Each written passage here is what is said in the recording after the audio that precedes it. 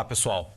Continuando nossas aulas sobre a introdução do romantismo no Brasil, vamos falar agora da poesia romântica brasileira. No contexto da poesia romântica brasileira, é possível dividir essa produção literária em 3 gerações. E aqui, antes de tudo, eu faço uma advertência de que essa divisão em primeira, segunda e terceira geração, ela se aplica exclusivamente à poesia.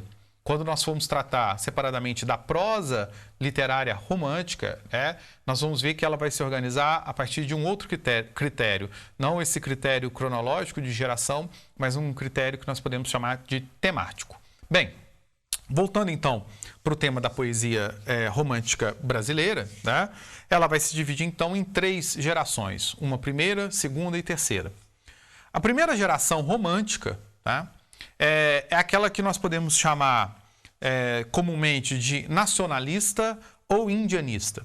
E vai trazer como principais características dos seus autores e das suas obras aspectos como o nacionalismo, o indianismo, a exaltação da natureza, o culto do passado e o sentimentalismo. Dentre os autores dessa geração, se destacam principalmente Gonçalves Dias, Gonçalves de Magalhães, Araújo Porto Alegre, entre outros. O principal poeta dessa geração é Gonçalves Dias, e a sua poesia vai se caracterizar tanto pelo lirismo como pelo viés nacionalista. Na obra de Gonçalves Dias, é possível identificar a coexistência ou o equilíbrio entre a inspiração e a consciência artística. O que vai fazer dele um dos poetas mais significativos e mais relevantes da poesia brasileira do século XIX, que vai se tornar, inclusive, uma espécie de modelo, uma espécie de exemplo para as gerações futuras. O que vai levar a imagem de Gonçalves Dias a ser, o nome de Gonçalves Dias a ser colocado como uma espécie de criador de uma poesia nacional, criador de uma poesia brasileira.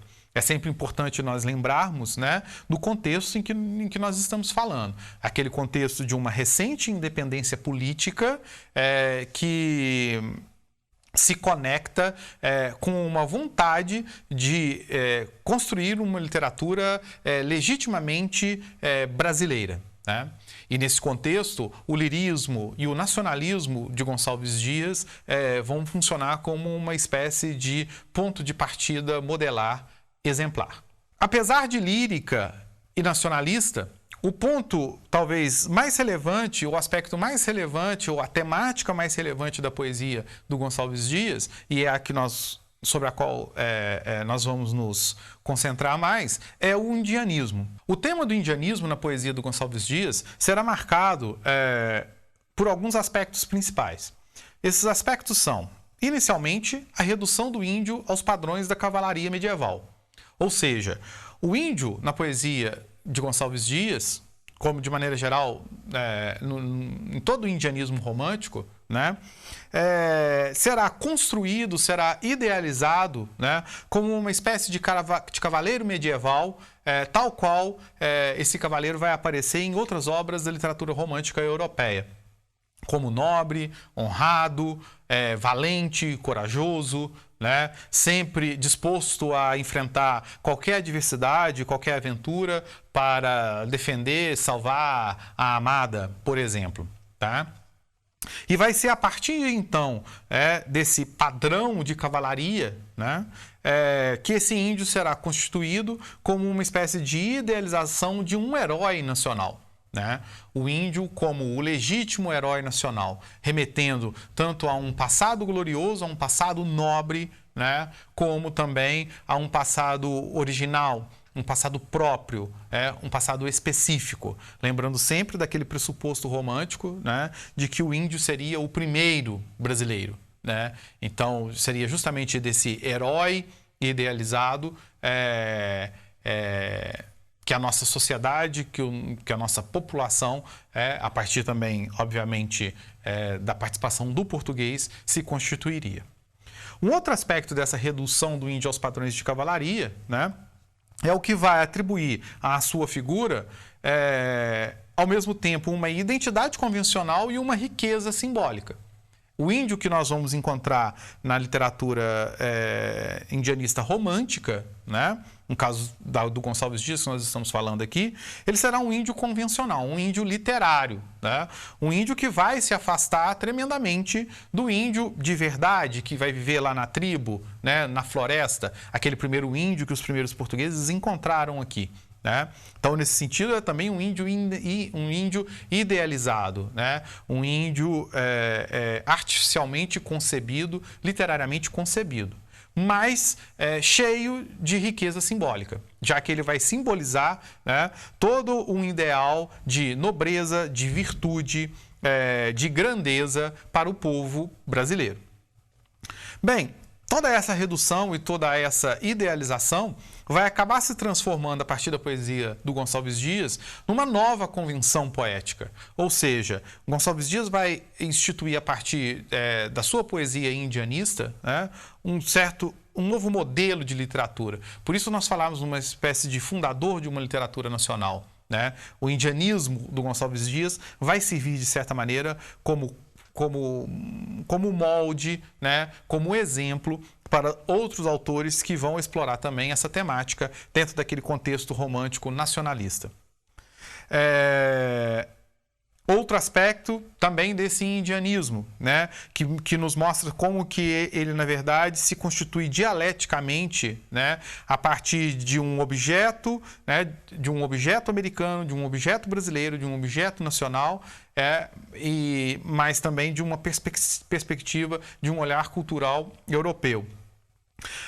Essa temática do índio na poesia do Gonçalves Dias vai se abrir ao que nós chamamos de uma nova composição para velhos temas, ou seja, a poesia indianista do Gonçalves Dias, apesar de trazer como personagens de seus poemas índios e índias, né? Os assuntos, os temas, as questões que vão envolver essas personagens são temas e assuntos tradicionais da literatura europeia. Né? Temas como o amor, como o heroísmo, como o amado distante, né? Como a virtude na guerra, a coragem e coisas do tipo.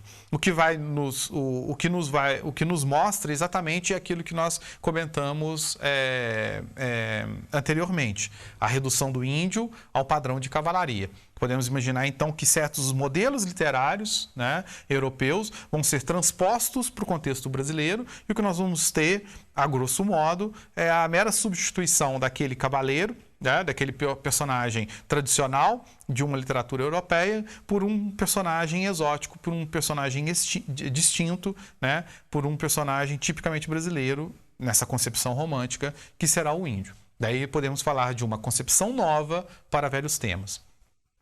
E, por fim, justamente o uso desse elemento exótico, né, como um efeito poético, já que para um leitor habituado a uma certa tradição literária, né, ao se deparar num poema de temática amorosa com esse elemento de cor local, que é o índio, né, ou mesmo da paisagem nativa brasileira, a surpresa que esse leitor provavelmente sentiria, né, ao se deparar com o elemento exótico, né, poderia ser utilizado como uma espécie de efeito estético, de efeito poético na construção do poema. Bem, para ilustrar um pouco todos esses aspectos, eu trouxe para vocês trechos de alguns poemas do Gonçalves Dias. Primeiramente, aqui 2 estrofes de um poema chamado Leito de Folhas Verdes, né? E que diz o seguinte: Por que tardas, Jatir, que tanto a custo, a voz do meu amor move teus passos? Da noite a viração, movendo as folhas, já nos cimos do bosque rumoreja. Eu, sob a copa da mangueira altiva, nosso leito gentil cobri zelosa, com mimoso tapiz de folhas brandas, onde o frouxo luar brinca entre flores. Bem, o que o poema está falando? Né? Nós temos aqui um eu lírico feminino, né? Uma índia, né? Que se queixa pela falta do amado, né? Porque tardas, Jatir, que tanto a custo a voz do meu amor moves teus passos, né? Por que tu demoras a chegar, Jatir, né? Onde você está? Bem, alguns aspectos que eu gostaria de destacar nesse trecho, justamente aquela questão do velho tema, né? Essa é uma temática tradicional da poesia europeia, né? da literatura ocidental. Basta nós pensarmos, por exemplo, nas cantigas de amigo, né? Dos trovadores portugueses, em que a gente tinha exatamente o mesmo tema, né? Um eu lírico feminino que se queixa da distância do amado, né? Que está no trabalho, na guerra, em viagem, o que quer que seja. Né? Veja que nós temos aqui a mesma temática, mas tratada sobre uma perspectiva romântica, nacionalista e indianista, né? Já que o nosso herói e a nossa heroína aqui são índios, né? O nome próprio Jatir deixa isso muito claro, e toda a natureza, todo o meio, todo o ambiente também traz, né, elementos característicos, elementos de uma cor local brasileira, podemos dizer assim. Né? As folhas, a mangueira, a altiva, né? As folhas da mangueira, o luar, as flores. Tá? Então esse é um exemplo de alguns desses aspectos que eu quis destacar para vocês. O outro, nós encontramos aqui nesses dois trechos retirados também de um poema do Gonçalves Dias, O Canto do Guerreiro. Né? E o que nós vamos encontrar aqui nesse exemplo é justamente essa questão da figura heróica, né? Dessa idealização dessa figura heróica, desse guerreiro que é o índio. Tá? Diz aqui o poema. Aqui na floresta, dos ventos batida, façanhas de bravos não geram escravos, que estimem a vida sem guerra e lidar. Ouvi-me, guerreiros, ouvi-me eu cantar. Valente na guerra, quem há como eu sou? Quem vibra o tacape com mais valentia? Quem golpes daria, fatais como eu dou? Guerreiros, ouvi-me, quem há como eu sou. Bem, então temos aqui também um exemplo justamente desse indianismo que vai compor essa figura do índio como um herói modelado a partir justamente dessa ideia de herói e que vai se inspirar justamente na figura daquele herói medieval nobre e valente que vai aparecer na literatura europeia. Passada essa primeira geração romântica, né, nós nos deparamos então com uma segunda geração conhecida como ultrarromântica ou byroniana ou geração mal do século, né, o que já nos sugere mais ou menos o clima dos poetas que se inserem nela, né, um clima de um certo pessimismo, de um certo desencanto que também vai estar presente dentro deste contexto da arte e da literatura romântica.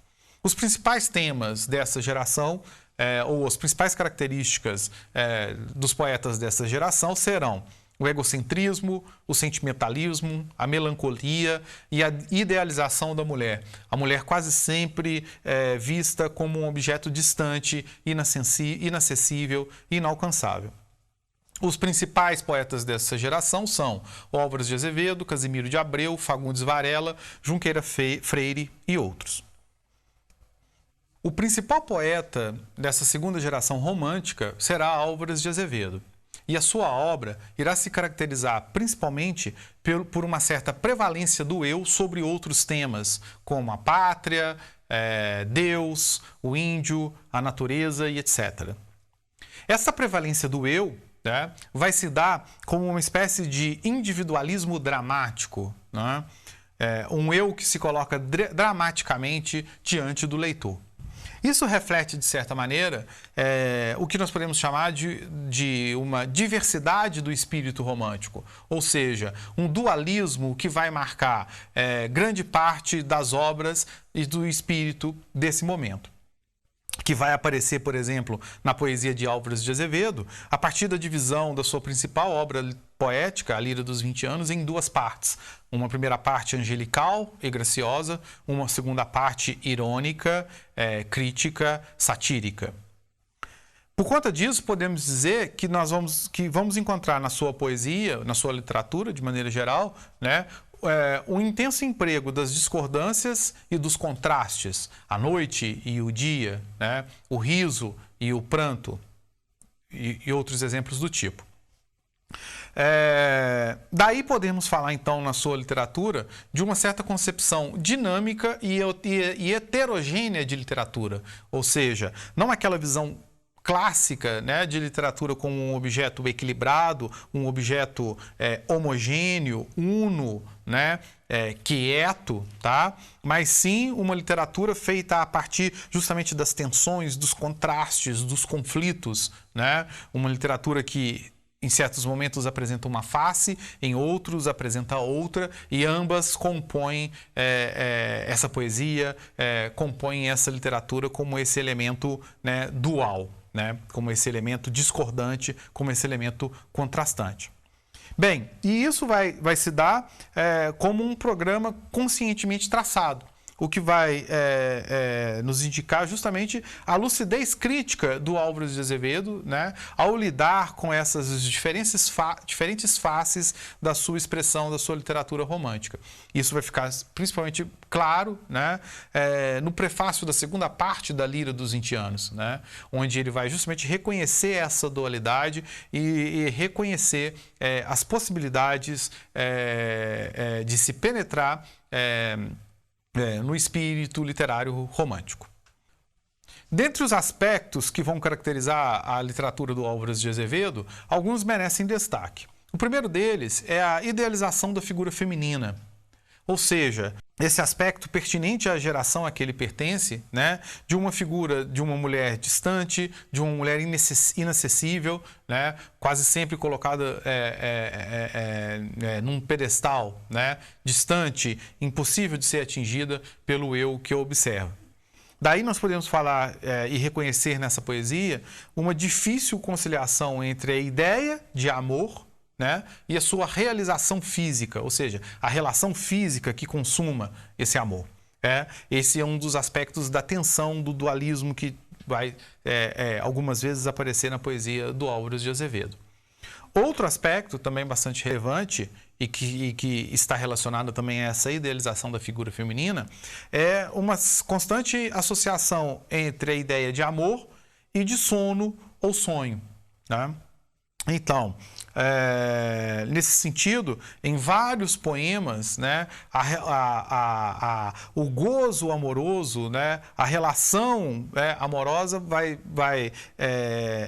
frequentemente ser descrita como uma espécie de desfalecimento ou desmaio, né, remetendo justamente a essa ideia de amor como sono, como sonho, né, como essa, muitas vezes, uma espécie de não realização.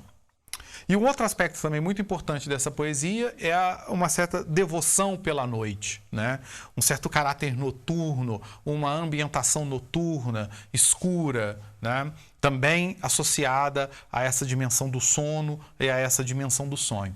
Nesse caso, podemos falar de uma devoção pela noite, tanto como um meio natural, né, em que as personagens vão circular, como uma espécie também de meio psicológico, né, um estado de ânimo também noturno, também obscuro, melancólico, muitas vezes também negativo.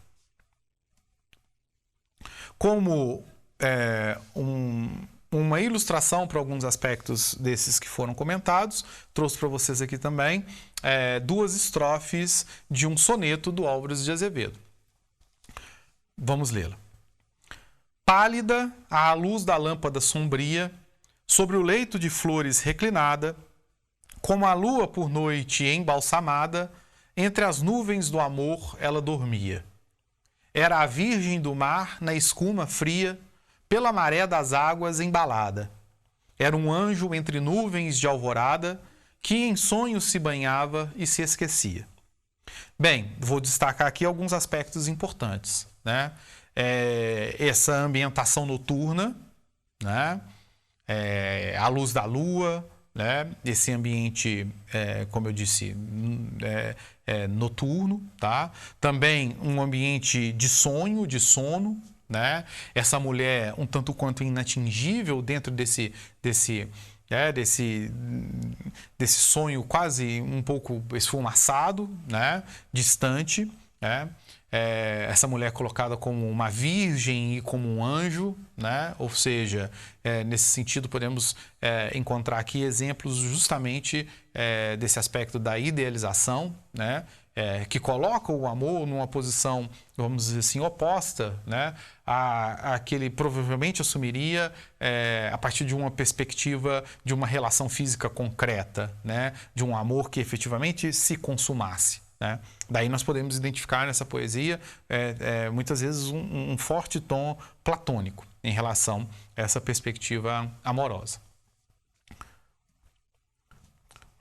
Um outro poema, né?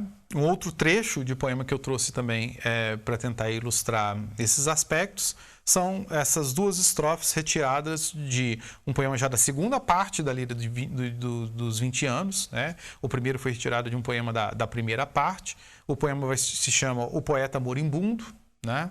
E essas duas estrofes trazem as seguintes questões para nós. Se é verdade que os homens gozadores, amigo de no vinho ter consolos, foram com Satanás fazer colônia, antes lá que do céu sofrer os tolos. Ora, e forcem uma alma qual a minha, que no altar sacrifica ao Deus preguiça, a cantar ladainha eternamente, e 1000 anos ajudar a missa. Vejam bem que nós temos versos num tom absolutamente distinto dos primeiros. Né? Naqueles, uma temática de amor revestida de um tom singelo, né? De um tom ameno, de um tom idealizante, vamos dizer assim. Aqui, um poema de uma outra perspectiva, né? De um eu lírico que se coloca nessa posição e que compartilha, né, com os amigos o vinho, né, dos amigos gozadores, né, e que faz uma espécie de ironia com essa possibilidade. Bom, se aqueles que bebem vinho, né, e se aqueles homens gozadores vão estar com Satanás no inferno, eu prefiro estar lá do que ficar lá no céu, onde, vamos dizer assim, entre aspas, só tem lá gente rezando, sem esses elementos, vamos dizer assim, de uma vida mundana. Vejam que as duas perspectivas, né, as duas faces estão inseridas dentro da poesia do mesmo poeta, né, marcando exatamente aquele dualismo, aquele contraste que eu apontei para vocês momentos atrás.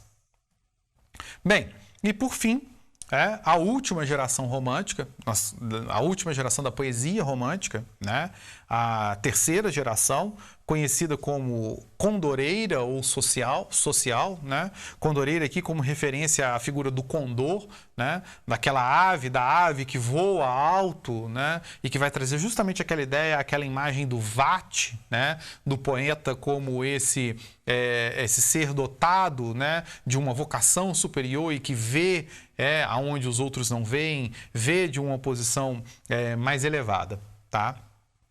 Essa poesia, né, a poesia dessa terceira geração, será marcada por questões como o abolicionismo, o liberalismo, uma poesia de caráter social e a negação do amor platônico. Ou seja, daquele amor irrealizável, né, que nós vimos na poesia do Álvares de Azevedo. Os principais poetas dessa geração são Castro Alves e Tobias Barreto, entre outros. Castro Alves é certamente o principal poeta dessa terceira geração, né? E a respeito da sua poesia, nós podemos destacar os seguintes aspectos. Primeiro, as desarmonias, né, que vão aparecer na sua poesia, na sua obra, serão justificadas como fruto de lutas externas, tá?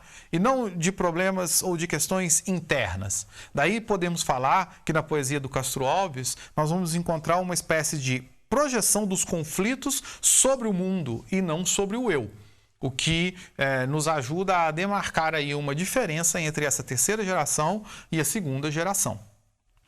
Outro aspecto, né, é uma poesia que vai reconhecer a participação do homem no fluxo histórico, né? Aquela ideia, aquela sensibilidade romântica para a história como um fluxo, né? E do homem como um agente ativo, atuante nesse fluxo. Tá? Daí a possibilidade de se conceber essa participação, né, com uma espécie de redenção pessoal ou de busca por justiça. Tá? Outro aspecto bastante relevante, né, é a tendência messiânica da poesia do Castro Alves, ou seja, né, essa tendência condoreira do poeta visto como o vate, como o gênio, né, como esse ser de vocação superior, né, que vê além e que, a partir daí, tem uma espécie de compromisso de intervenção no seu tempo, na sua história, no seu meio.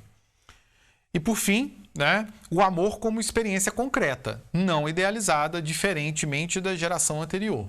Né? Então, na poesia do Castro Alves, nós vamos poder observar as mulheres que vão aparecer nessa poesia de temática amorosa como mulheres mais acessíveis, né? Em que esse amor vai se consumar, né? Em que a gente vai poder observar uma relação muito mais concreta, né? Uma relação física efetiva entre os amantes. Outro aspecto, né, também muito significativo dessa poesia, e aí do ponto de vista mais estilístico, né, um certo compromisso com a eloquência, ou seja, nós vamos encontrar na poesia do Castro Alves, né, uma poesia com força histórica, né, uma poesia de oratória, de discurso, tá? Oratória e discurso ou eloquência que vão redundar naquilo que nós poderíamos chamar de um certo verbalismo, de uma grande eloquência, ou seja, um abuso de apostos, de hipérboles, de imagens, né? Uma poesia de claro caráter retórico, né? De caráter de convencimento, de atuação no mundo, podemos dizer assim. Esse compromisso com a eloquência vai se aplicar principalmente, né, à abertura que a poesia de Castro Alves dará ao tema da escravidão. Tá? Escravidão, no caso brasileiro, né, vista como um problema social e humanitário. Tá? A poesia do Castro Alves nos dará essa perspectiva, né?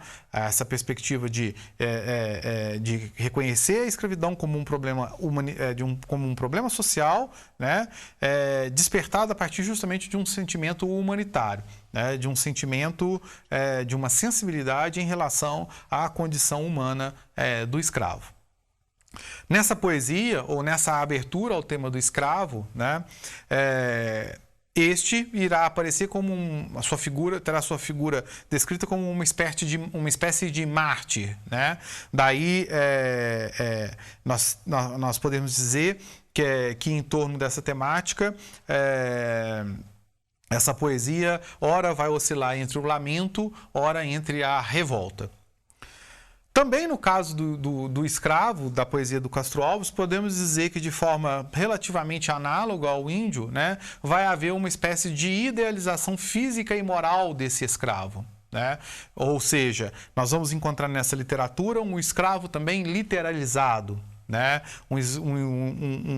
Um escravo também artificialmente construído e transposto ao poema. Tá? Se isso por um lado, né, pode significar uma espécie, pode ter uma perspectiva negativa, né, já que se trata de uma idealização, né, quando não de uma falsificação, né, um escravo que não vai ser concebido a partir de uma noção de fidelidade, né, ao escravo real, ao escravo concreto, ele vai por outro lado, ela vai permitir que essa poesia abolicionista do Castro Alves, né, se imponha à sensibilidade burguesa com mais força, né, já que vai poder aproximar da sensibilidade do leitor o drama da personagem que ele encontra na poesia, já que aquela personagem idealizada, física e moralmente, irá se aproximar mais desse leitor burguês, desse leitor que efetivamente não é escravo. Tá? Além disso, essa idealização vai poder conferir uma certa dignidade lírica ao escravo, né? Dignidade que nós sabemos que socialmente, naquele tempo e naquela sociedade, ele não tinha. Bom, como exemplo e ilustração para esses elementos que eu comentei com vocês, eu também separei alguns trechos de poemas do Castro Alves. O primeiro, em que a gente vai poder justamente contrastar, né, a temática desse amor realizável que vai aparecer nessa poesia, com aquele amor idealizado, né, aquele amor platônico que nós vimos na poesia do Álvares de Azevedo. Aqui é um trecho retirado do poema Boa Noite, do Castro Alves. E o poema diz o seguinte: Boa noite, Maria, eu vou-me embora. A lua nas janelas bate em cheio. Boa noite, Maria, é tarde, é tarde. Não me apertes assim contra teu seio. Boa noite, e tu dizes boa noite. Mas não digas assim por entre beijos, mas não mo digas descobrindo o peito, mar de amor onde vagam meus desejos. Bem, esse trecho claramente nos mostra, né, a partir da referência dos beijos, do seio, do peito descoberto, né, uma relação amorosa concreta, uma relação amorosa realizável. Nesse sentido, né, uma temática do amor trabalhada não naquela perspectiva platonizante, né, do Álvares de Azevedo, mas dentro de uma perspectiva muito mais concreta, né, muito mais efetiva. Outro trecho que eu trouxe para vocês, né, que vai nos dar mais ou menos uma ideia daquela figura do poeta como vate, como gênio, né, dotado de uma vocação superior, né, é essa estrofe retirada do poema Mocidade e Morte, também do Castro Alves. O poema nos diz: Eu sinto em mim o borbulhar do gênio, vejo além um futuro radiante. Avante, brada-me o talento na alma, e o eco ao longe me repete, avante. O futuro no seu seio. Entre louros e bênçãos dorme a glória. Após, um nome do universo na alma, um nome escrito no panteão da história. Bem, aqui um trecho, né, que nos ilustra exatamente aquele aspecto que eu comentei da figura do poeta como o vate, como o gênio, né, como aquela vocação superior. E por fim, um exemplo, né, retirado do famoso poema do Castro Alves, O Navio Negreiro, né, e que nos ilustra também um aspecto importante dessa temática dessa abertura do poeta à temática da escravidão. Esse trecho do Navio Negreiro nos diz o seguinte: Era um sonho dantesco, o tombadilho, que das luzernas avermelha o brilho, em sangue a se banhar, tinir de ferros, estalar de açoite, legiões de homens negros como a noite horrendos a dançar. Negras mulheres suspendendo as tetas, magras crianças cujas bocas pretas rega o sangue das mães. Outras moças, mas nuas e espantadas, no turbilhão de espectros arrastadas, em ânsia e mágoa vãs. Bem, vejam nesse trecho, né, como que essa temática da escravidão, né, do sofrimento desses escravos transportados nesse navio negreiro, né, é fortemente representado, né, pelas figuras das luzes, dos contrastes, da noite, do sangue, né, das crianças, né, que têm as bocas regadas no seio pelo sangue das mães, né, ao amamentar nos seus seios, tá? Então esse é um exemplo desse caráter também, vamos dizer assim, bastante retórico, eloquente, né? Participante, eu diria assim, dessa poesia, da poesia do Castro Alves, nesse contexto da segunda metade do século XIX.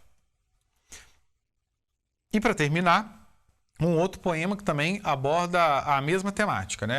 Essa abertura